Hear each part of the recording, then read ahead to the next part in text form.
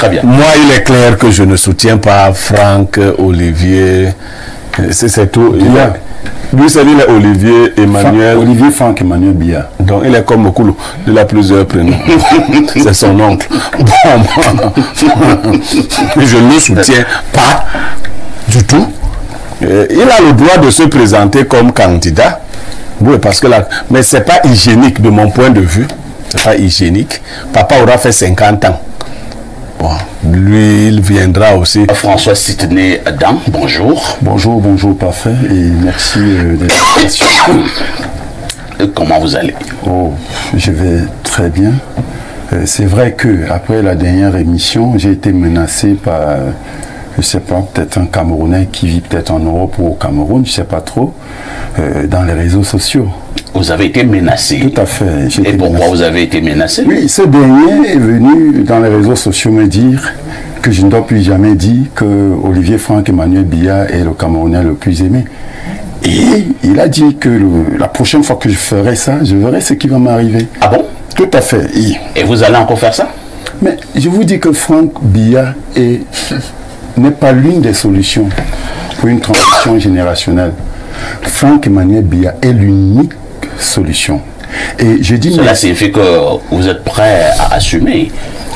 Vous savez... Le monsieur vous a dit que si vous dites encore ça, vous verrez ce qui va vous arriver. Et vous venez encore de le dire. Non, Nicolas Sarkozy avait... Vous avez choisi un chemin tortueux. Tout à fait. Un président français avait dit que lorsque vous engagez en politique, il faut avoir le cuir épais. Ça veut dire que ce n'est pas n'importe qui s'engage en politique. Tout peut arriver à tout moment. Mais est-ce que c'est pour cela que nous devons reculer face à la vérité? Et quels sont vos indicateurs lorsque vous dites que Franck Emmanuel Biya, c'est la solution? Non, écoutez, premièrement, Franck Biya est un monsieur très discret, oui, mais très efficace. Il ne vous a pas échappé que dernièrement, il y a un journal qui a dit ce que Franck Biya a fait venir des États-Unis comme financement. Ah bon? Tout à fait. Et en dehors de ça, vous-même, vous savez que la proximité que Franck Emmanuel Biya a avec le président de la République lui donne une certaine intelligence dans la gestion de dossiers délicats. Et en plus de ça, il y a un autre facteur qui n'est pas le moindre, c'est que Olivier Franck Biya est jeune. Et vous voyez, quand on est jeune, on peut se mouvoir. On peut soi-même contrôler ce qui doit être contrôlé.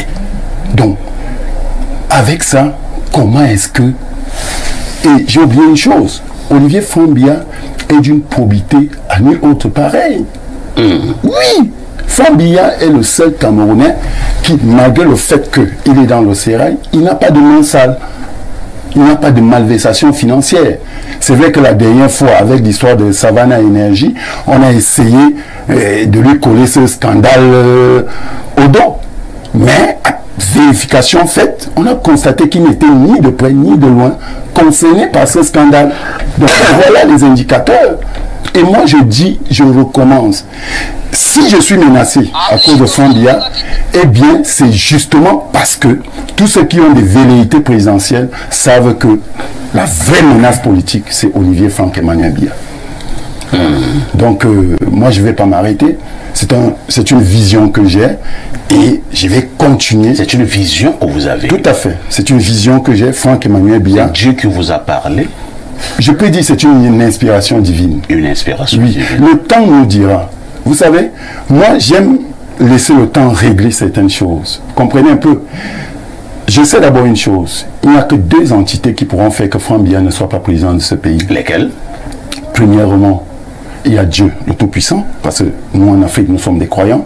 Deuxièmement, il y a Franck Biya lui-même. Maintenant, il y a une autre entité que je ne cite pas parce que celle-là a déjà adoubé l'homme. C'est le peuple camerounais. Ah bon? Tout à fait. Vous avez fait un sondage? Je vous dis, vérifiez partout. Il ne vous a pas échappé qu'à un moment donné, lorsque Macron venait au Cameroun, ceux qui ont fait le plus de bruit, c'était les franquistes. Vous voyez un peu? Et à partir de ce mouvement, on voit déjà la popularité de Franck Emmanuel Biya. Et c'est menaçant pour tout cela. Alors, que répondez-vous à ceux qui pensent qu'il a beau être camerounais, mais nous n'allons pas quand même aller à des allures qui frisent des dynasties? Non, non, non. Nous sommes un pays de droit. Le papa est en train de faire 42 ans au pouvoir. Il est fort possible qu'il en fasse 49 si jamais les candidats en 2025, c'est-à-dire l'année prochaine, et s'il est réélu, il fera 49 ans. Et après, ce sera Franck-Emmanuel Biya, selon votre vision. Pour vous, c'est digeste? Bien sûr, pour moi, il n'y a pas de souci. Parce que la constitution camerounaise permet à Olivier Franck Biya d'être candidat. D'accord? Maintenant, et je vais même vous dire une chose. Est-ce que vous savez que c'est l'opposition camerounaise qui a ouvert la voie à Olivier Franck-Emmanuel Biya? En quoi faisant? Nous allons en parler tout à l'heure. D'accord. Oui, nous allons en parler tout à fait. Je vais démontrer que c'est l'opposition. Parce que, avant de soutenir Franck Biya, j'étais d'abord dans un parti. Lequel parti? Le MRC. Et j'étais départemental. Et pourquoi vous êtes parti de là? Je vais l'expliquer. D'accord. Merci. François Sidney Dan, qui est donc pro-Franck Biya, il assume, malgré les menaces qu'il subit. On vous souhaite beaucoup de courage. Merci, vous en aurez besoin. Et merci de m'associer à votre panel de ce matin. Je ne veux pas demander pardon à nos auditeurs, mais qu'ils supportent. À nos téléspectateurs. À nos téléspectateurs. Qu'ils supportent quoi? Tout ce qu'ils vont entendre.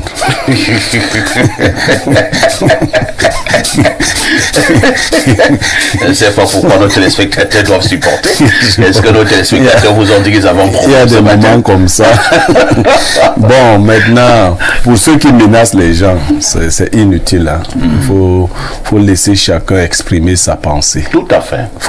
Et il faut éviter que ce soit les faibles qui jouent à être forts. Si nous avons le droit de nous opposer au parti au pouvoir, certaines personnes ont tout à fait le droit de le supporter. Et la terreur ne saurait venir de l'opposition. Non, non, non, non, non. D'aucun camp d'ailleurs. On ne peut pas s'installer. Je refuse cela. Vous savez que moi-même, j'ai souvent été victime de ci ou ça. Vraiment, il faut... Ben, vous n'avez même pas les moyens d'intimider. Ceux qui ont les moyens d'intimider ne s'en sortent pas. C'est pas vous. Parce que si tu fais quelque chose à quelqu'un qui soutient Franck-Emmanuel Biya, on va te trouver. Donc, vraiment, ça ne sert à rien. Il ne faut pas faire ça. Moi, après, je vais entendre libérer tel, libérer tel. Moi, Donc, vraiment, ce n'est pas là le but du combat. Le combat est idéologique. Très bien. Il n'est pas physique. Il ne faut pas installer d'autres pratiques dans cette guerre d'idées. Voilà. Un monsieur qui s'appelle Paul Biya, il est le président de la République du Cameroun, pour rester en droite ligne avec ce que Blériot dit. Blériot, Paul Biya nous disait il y a une trentaine d'années qu'il était question, parlant de politique, qu'on puisse débattre et non combattre. Oui, c'est important. Il faut Débattons, mais ne combattons pas. Non, vraiment, la violence, je la condamne, quel que soit le camp qui... Et je la condamne davantage quand c'est l'opposition qui veut l'utiliser, parce que ça me fait penser que si l'opposition étant dans l'opposition use déjà de violence illégitime, qu'en serait-il s'il en est ainsi du bois sec, du bois humide, qu'en serait-il du bois sec? Il faut faire attention, la violence ne nous aide pas dans ce combat. Que le combat demeure un combat d'idées, sans déboucher sur ce genre de choses. D'ailleurs, oui, Blériot, pour encore être d'accord avec toi, je suis de ceux qui pensent qu'il faut faire montre des forces de l'argument. Et non de l'argument de la force. Oui, l'argument de la force, je dis même qu'il n'est même pas à la faveur de nous qui cherchons le départ de ceux qui sont là. Donc, comment un homme sérieux peut dire qu'il va s'attaquer à quelqu'un qui soutient Franck Biya? C'est que tu veux quitter le Cameroun, c'est pas bien. C'est pas bien.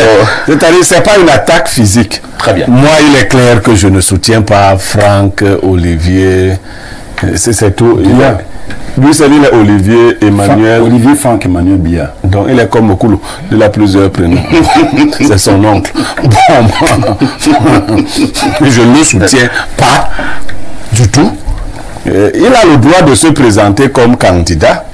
Oui, parce que là, mais c'est pas hygiénique de mon point de vue. C'est pas hygiénique.